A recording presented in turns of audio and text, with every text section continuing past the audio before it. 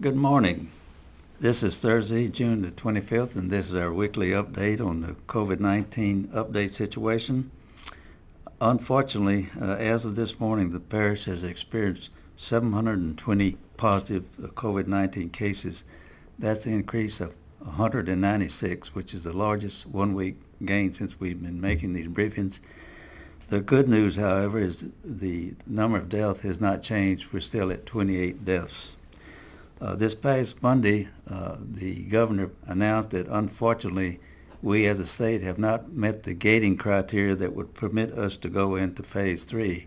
So he has issued a proclamation of we should be receiving it this afternoon, which officially extends this next phase for 28 days, 4 weeks from today. We'll be making that. He will be making that decision, but there's some indications that within about 2 weeks, they may be able to update us on the trend. But officially, as of yesterday, the guidance was we're in an extension of phase 2 for 4 more weeks, and that will run us through July up to July the 24th. The reasons we were not able to move into phase 3, if we did not meet the gating criteria that's in the federal guidelines. We simply didn't meet it. The gating criteria are as follows. First of all, you have to have a downward trajectory of flu-like illnesses for a period of 14 days. You have to have a downward trajectory of positive tests for 14 days. We have to have a downward trajectory of documented cases is a percentage of total tests for a period of 14 days. And lastly, we have to be able to treat all patients without crisis care and robust testing for at-risk healthcare workers. Those are the gating criteria that we have to meet, and we simply did not meet them. The increase in positive tests is somewhat attributable to the fact that we are testing more people, but that's not the only reason. There's been a significant increase in number of positive cases in young adults, and that's generally defined as people between the ages of 18 and 29. So that is an area of concern for the entire nation. So we must continue the mitigation and preventive actions and protocols, and they are as follows. And I might point out that these remain in place regardless of whatever phase we're in. We must do it. First, we have to wash or sanitize our hands. We have to avoid touching our face. We have to sneeze or cough into our elbow.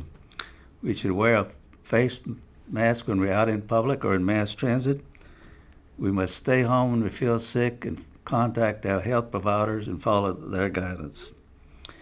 Vulnerable people are to stay in shelter, and of course vulnerable people are defined as people 65 years or older or people with the following type of symptoms or underlying health conditions such as high blood pressure, obesity, asthma, diabetes, and compromised immune system.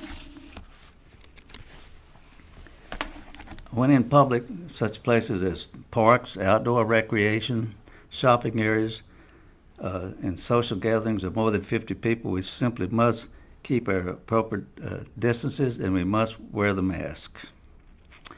It's been generally determined now that the biggest spread of the disease is from close person-to-person relationships. So that is what's driving the need for increased emphasis on the social distancing and a significant increase on the directives that we wear a mask where appropriate. The governor has indicated recently that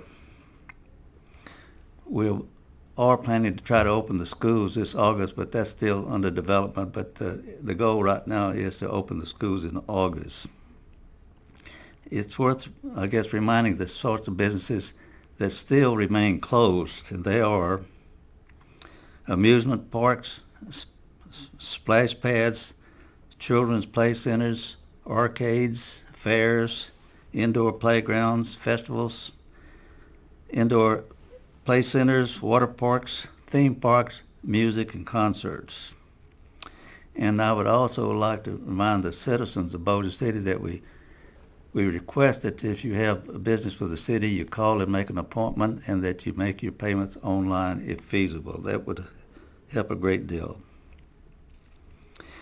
And that said, we will ask our fire chief, Chief Zagone, to give us an update from his perspective. Chief? Thank you, Mayor. Once again, start off by thanking the first responders, healthcare workers, everybody out there on the front line. If you need help with anything, please give us a call. If you need help with occupant loads or questions you may have, 741-8704 or 741-8700. We'll be more than happy to come and help you with your business or anything else. I'd like to reiterate what the mayor said. Please don't forget that we're still in this pandemic among the other things going on in the world.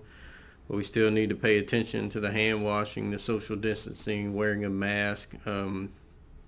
We are in the process now of purchasing a rapid test machine that we will be able to test for our employees and city employees because we feel that's the way of the future until there's a vaccine, that we have to be able to test our employees or other employees to keep from infecting once we have an infected person in the other divisions. So that's all the information I have for this week. Thank you, Chief Zagone. I want to reiterate that the governor recently indicated this past Monday that the state is going to do a deep dive into the data that they're making these decisions on, and hopefully will give us sort of an interim feel for if we're beginning to reverse this negative trend within a couple of weeks. But he also indicated that the state will be making courtesy visits to businesses which are not meeting the criteria or adhering to the social distancing and so on. And they are just that. They're not a punitive thing, but just to go in and help businesses, point out to them that they are in violation, and this is what they need to do to come into compliance with the guidance that's been provided at the state and federal level. We also have a similar thing going on in Bossier City and Bossier Parish, or a group that's making that sort of assistance to our businesses. The biggest problem remains, and it's a foot stomper here, we've simply got to wear our mask. It's imperative that we do that. And it's the federal and state guidelines that have been provided. Again, it's just strictly imperative if we're going to make the transition from this phase of this pandemic into a more favorable phase. We simply must do these preventive and mitigation procedures. The governor says we must be good neighbors. A lot of folks think they don't feel bad, and they don't feel bad, and they don't show symptoms, but they still have the potential to spread disease among they may not feel bad themselves, but they can spread the disease to anyone, to their family, to their siblings, their parents, grandparents, or perfect strangers. So young people have to be aware that they have a role in this just as much as the more senior people do. Unfortunately, ladies and gentlemen, we're going to have this problem with us for some time. We haven't had it, and it's going away. It is here, and it's only getting worse. Each one of us have got to do our part. And I'm asking to continue, as we've been doing in this parish, to take these mitigation and preventive procedures. Our next briefing will be Thursday, July the 2nd. And thank you, and good day.